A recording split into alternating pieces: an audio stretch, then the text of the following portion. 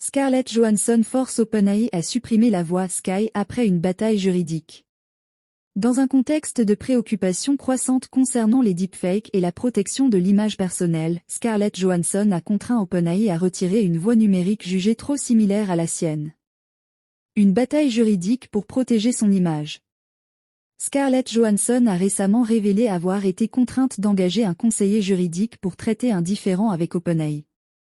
Ce différend concernait une voix synthétique nommée Sky, qui ressemblait de manière troublante à la sienne.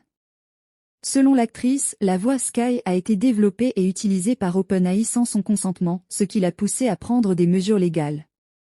À une époque où nous sommes tous aux prises avec les deepfakes et la protection de notre propre image, notre propre travail, notre propre identité, je pense que ces questions méritent une clarté absolue, a déclaré Johansson. Elle a ajouté attendre avec impatience l'adoption d'une législation appropriée pour garantir la protection des droits individuels.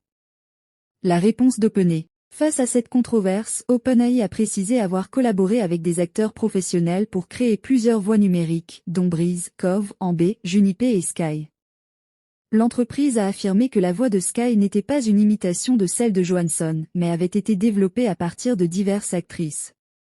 Toutefois, en réponse aux plaintes, OpenAI a accepté de suspendre l'utilisation de Sky. OpenAI a déclaré sur X, anciennement Twitter, « Nous avons entendu les interrogations sur la manière dont nous avons choisi les voix pour ChatGPT. Nous travaillons à suspendre l'utilisation de Sky pendant que nous y répondons. » Contexte et répercussions. Cette affaire survient peu après qu'OpenAI a annoncé la dissolution de son équipe dédiée à l'atténuation des dangers à long terme d'une IA trop intelligente. Cette décision a été marquée par le départ d'Ilya Sutskever, cofondateur de l'entreprise, et de Jean Lake, responsable de l'équipe, qui a souligné la nécessité pour OpenAI de prioriser la sécurité de l'IA générale. En parallèle, OpenAI a lancé GPT-4o, une version améliorée de son produit phare, ChatGPT, promettant des performances accrues et une interaction plus humaine, tout en rendant le service gratuit pour tous les utilisateurs. L'entreprise prévoit également d'ajouter de nouvelles voix à ChatGPT pour mieux répondre aux préférences des utilisateurs. Johansson réagit à la situation. Scarlett Johansson a décrit sa réaction lorsqu'elle a découvert l'utilisation de la voix Sky. « Quand j'ai entendu la démo publiée, j'ai été choquée, en colère et incrédule que M. Altman ait mis au point une voix qui ressemblait si étrangement à la mienne que mes amis les plus proches et les médias ne pouvaient pas faire la différence. » Elle a également mentionné un tweet ambigu de Sam Altman, PDG d'OpenAI, qui semblait insinuer que la ressemblance était intentionnelle. Johansson a également révélé avoir décliné une offre de Sam Altman en septembre dernier, qui souhaitait l'embaucher pour prêter sa voix à ChatGPT 4.0, une offre qu'elle a refusée. Vers une régulation accrue ?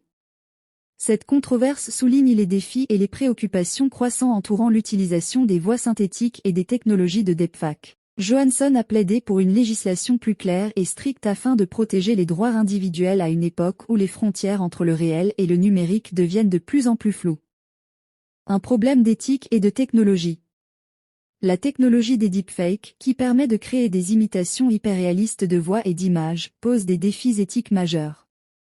Le cas de Johansson met en lumière les dangers potentiels de l'utilisation non autorisée des voix et des images des personnes, ouvrant la voie à des abus et à des violations de la vie privée. Il soulève également des questions sur la responsabilité des entreprises technologiques dans la protection des droits individuels. La position d'OpenAI et ses perspectives. OpenAI, en réponse aux accusations, a détaillé son processus de création des voix numériques. L'entreprise a affirmé avoir utilisé des enregistrements de plusieurs actrices pour développer ses voix, rejetant l'idée que la voix de Sky était spécifiquement conçue pour imiter celle de Johansson.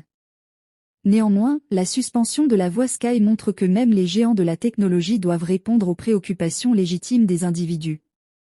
L'avenir des technologies de voix synthétique dépendra en grande partie de la capacité des entreprises à naviguer entre innovation et éthique, en respectant les droits des individus tout en poursuivant des avancées technologiques. Conclusion.